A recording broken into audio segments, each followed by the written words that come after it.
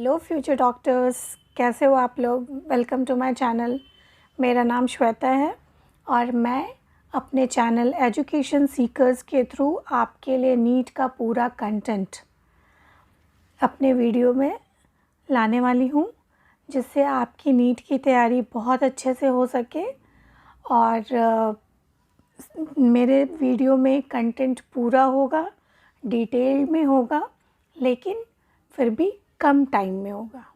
ठीक है, तो अगर आपने मेरे चैनल को अभी तक सब्सक्राइब नहीं किया है तो मेरे चैनल को आप सब्सक्राइब करो और अपने फ्रेंड्स के बीच शेयर करो। ठीक है, और साथ में बेल आइकन को प्रेस करना नहीं भूलना, जिससे मैं जब भी कोई वीडियो अपलोड करूं आप तक सबसे पहले पहुंच जाए। ठीक है, चलिए शुरू करते हैं। ये मैंने आपके एनसीईआरटी बुक से ये डायग्राम ली हूँ मैं, और इसके बारे में आपको अब पता होगा। लास्ट क्लास में मैं आपको समझा चुकी हूँ। ये एपिग्लॉटिस क्या करता है? ये ग्लॉटिस के ऊपर का कवर है जो कि खाने को फूड पाइप में आने से वेंट पाइप में आने से रोकता है, ट्रेकिया में आने से रोकता है। ठीक है, ये लैरिंग्स, वॉइस बॉक्स जहाँ से साउंड प्रोड्यूस होता है। ट्रेकिया ये वाले जो आप देख रहे हो, ठीक है, इसे ट्रेकिया बोलते हैं। इसमें ये सी शेप्ड रिंग लगी है जो कि कार्टिलेज की बनी होती है। ओके, इस तरीके से आप देख रहे होगे, ये कार्टिलेज की रिंग होती है। ठीक है, कार्टिलेज क्या होता है ये इसका डिटेल आप दूसरे चैप्टर में पढ़ोगे। इतना समझ लो कि ये भी एक टिश्यू है, जैसे बोन एक है, और लेकिन ये बोन से सॉफ्ट होता है। ठीक है, और ये मैं आपको लास्ट क्लास में ये भी बताई थी, यहाँ आके ये दो पार्ट में डिवाइड हुआ, प्राइमरी ब्रोंकाई एंड देन अंदर secondary bronchi, tertiary bronchi, then bronchioles, and फिर जाके एल्वुलाई आता है। ठीक है, यहाँ तक मैं आपको बता चुकी थी। अब ये देखते हैं कि ये क्या है, प्लूरल मेम्ब्रेन क्या है। तो इस तरीके से ये सपोज ये एक यहाँ बनाती हूँ मैं, ये इस तरीके से मान लो ये लंग का डायग्राम है। ठीक है, मैं पूरा अंदर का स्ट्रक्चर नहीं बनाऊंगी। इसके ऊपर ये एक कवर होता है। ठीक है, इस लंग के ऊपर ये कवरिंग होती है। इसे क्या बोलते हैं? इन दोनों को प्लूरा। इस कवरिंग को क्या बोलते हैं? प्लूरा। ओके, और इसके अंदर यहाँ पे फ्लूइड फिल होता है। ओके बच्चों, यहाँ पे इस तरीके से फ्लूइड फिल होता है। ये फ्लूइड को क्या बोलेंगे हम? Pleural fluid. Pleural fluid. ये फ्लूइड क्यों फिल रहता है इसमें? ताकि इसे प्रोटेक्ट कर सके और इसे फ्रिक्शन से बचा सके।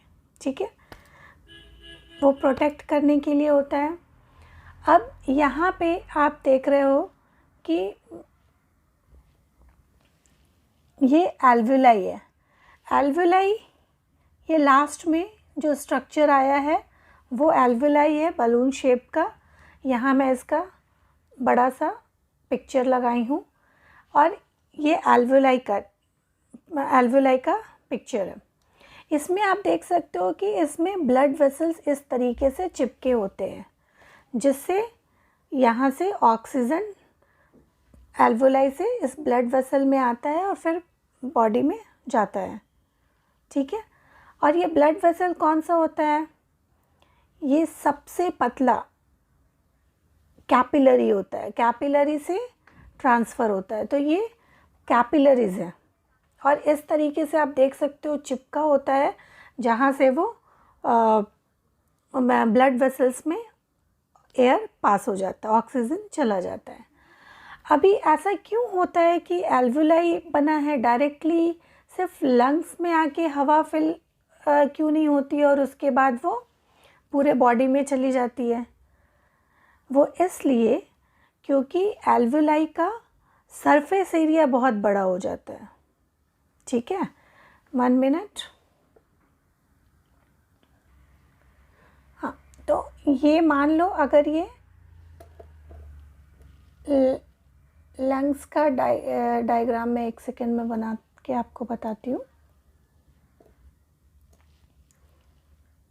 हाँ, इसमें अगर डायरेक्ट एयर फिल होता और यहाँ से ब्लड वेसल में जाता तो इसका सरफेस एरिया ये एल्वुलाई के कंपैरिजन में कम था, और 2 लंग्स होते हैं। ठीक है, तो जब भी कोई चीज़ एक्सचेंज होता है तो जितना ज़्यादा सरफेस एरिया होगा एक्सचेंज उतना ही ज़्यादा होगा। जैसे आप एक सिंपल एग्जांपल मैं देती हूँ कि आप कपड़े को ड्राई करने के लिए, ओके, गीले कपड़े जब ड्राई करने होते हैं तो उसको इस तरीके से फैला के हम लोग फिर उसको ड्राई करते हैं। अगर उस कपड़े को इस तरीके से मोड़ कर अगर हम डालेंगे तो वो जल्दी नहीं सूखेगा। क्यों?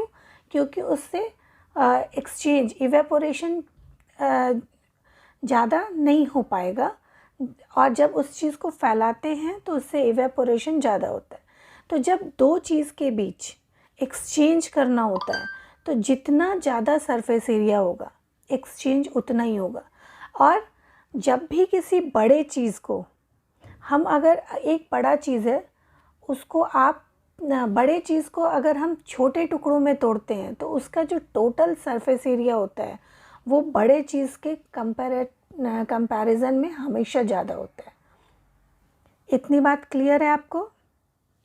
ठीक है, तो उसके बाद अभी आप देखोगे कि यहाँ पे ये एक डायग्राम है, ओके, इसे डायफ्राम बोलते हैं।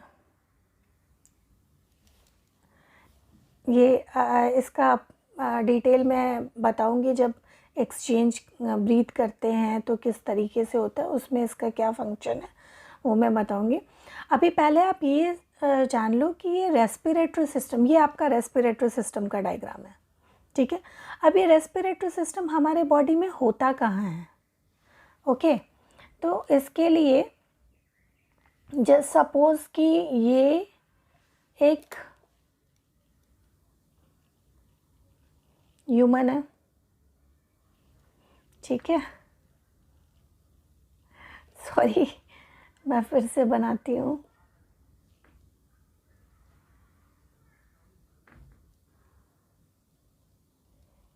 इस तरीके से है, आप डायग्राम नहीं देखो, डायग्राम की ब्यूटी नहीं देखो। तो यहाँ पे जो पार्ट होता है, ठीक है, ये एक कैविटी होती है जिसे सीलोम बोलते हैं। ओके, और ये सीलोम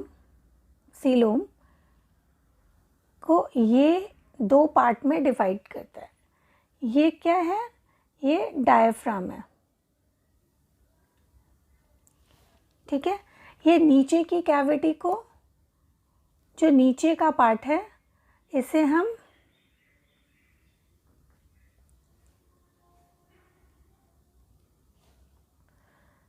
ये नीचे के पार्ट को एब्डोमिनल कैविटी बोलेंगे,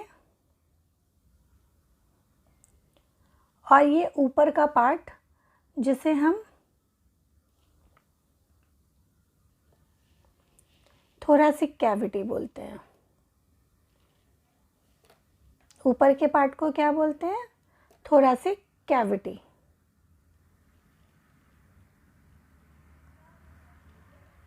ओके, तो हमारा जो रेस्पिरेटरी सिस्टम है ये इस ऊपर के पार्ट में है। यहाँ से ट्रेकिया आने के बाद यहाँ पे ये जो लंग्स है वो यहाँ पर है।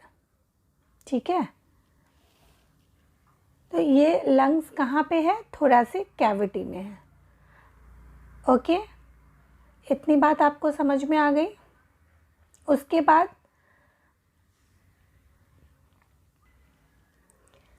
आप ये देखते हो कि जो एयर हम लोग लेते हैं वो नोज़ के थ्रू आता है और यहाँ तक आता है, अभी तक ये ब्लड में नहीं जाता है।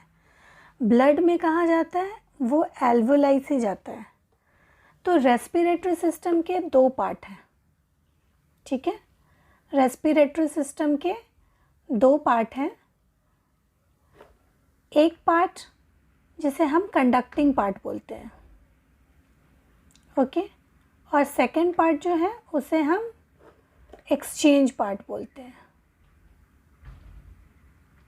क्लियर?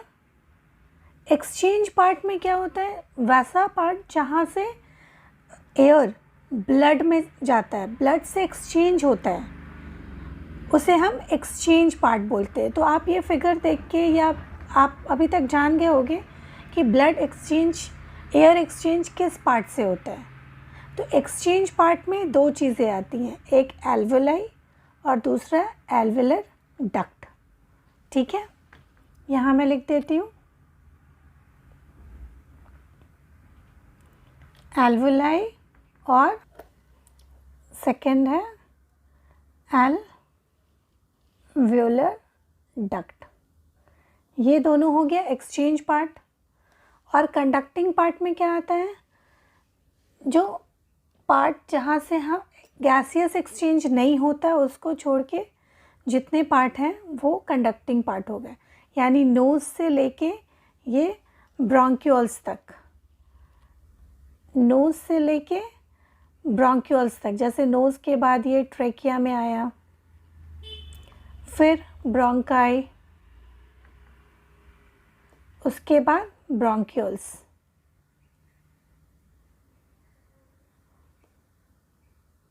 ब्रोंक्यूलस लास्ट में कहाँ जाता है?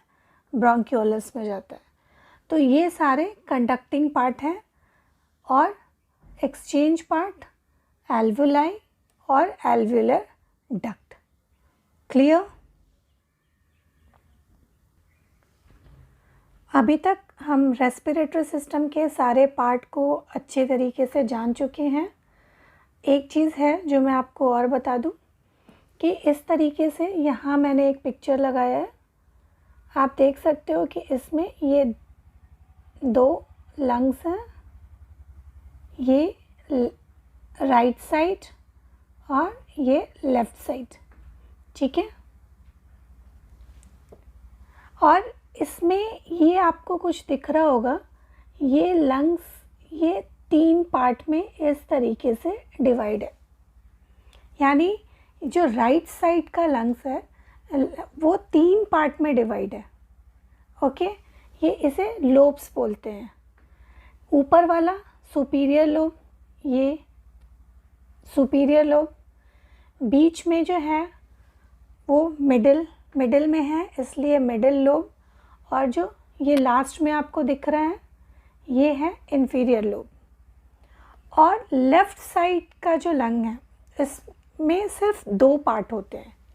यहाँ से आप ये डिवीज़न देख रहे होंगे, ठीक है। ऊपर का पार्ट सुपीरियर, नीचे इंफीरियर लोब। और ये हार्ट का पोजीशन है, हार्ट यहाँ पे रहता है, सेंटर में रहता है और थोड़ा सा लेफ़्ट की तरफ रहता है, ओके। तो ये हार्ट का पोजीशन है। और एक चीज़ आप और याद रख लो कि लेफ़्ट साइड का जो लंग का पार्ट है वो राइट साइड से थोड़ा छोटा होता है, ओके। ये सारी चीज़ें क्लियर हो गई मैंने अभी तक आपको रेस्पिरेटरी सिस्टम के सारे पार्ट के बारे में इन डिटेल बता दिया है। अभी मैं एक बार रेस्पिरेशन में जो स्टेप्स इन्वॉल्व हुए उसके बारे में बता देती हूँ। ये फर्स्ट स्टेप आपको यहाँ दिख रहा होगा, ब्रीदिंग, ठीक है। ब्रीदिंग इन्हेलेशन और एक्सहेलेशन को बोलते हैं, यानी जो ऑक्सीजन हम अंदर लेते हैं नोज़ से और CO2 बाहर निकालते हैं। इस प्रोसेस को क्या बोलते हैं? इसे ब्रीदिंग बोलते हैं, ठीक है। First clear. Second, diffusion of gases across alveolar membrane. उसके बाद आपको पता है कि फाइनली ये जो गैस है वो कहाँ जाता है? एल्वुलर मेम्ब्रेन में जाता है। ओके, और यहाँ जाने के बाद यहाँ पे मैं पूरा डिटेल में डायग्राम नहीं बना रही हूँ, ये अभी तक आपको पता चल गया होगा।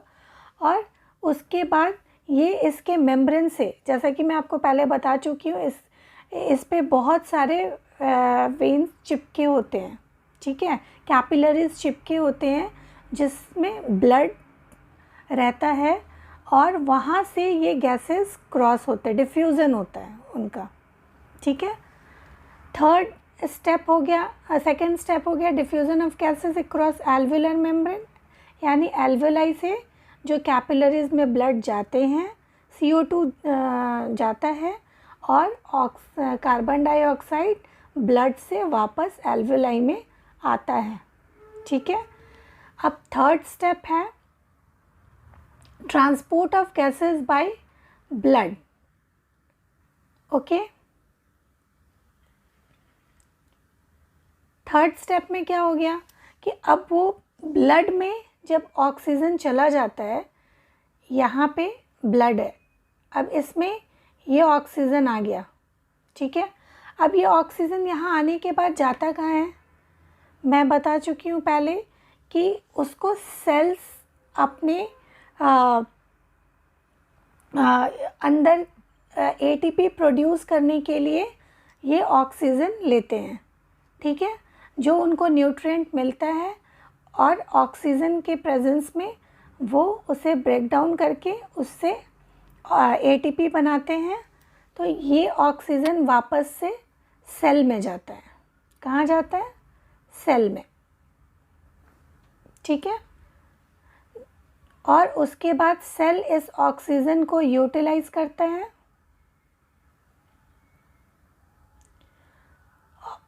उसके बाद ATP बनाता है और CO2 गैस बनाता है जिसे हम रिलीज़ करते हैं एनवायरनमेंट में वापस से।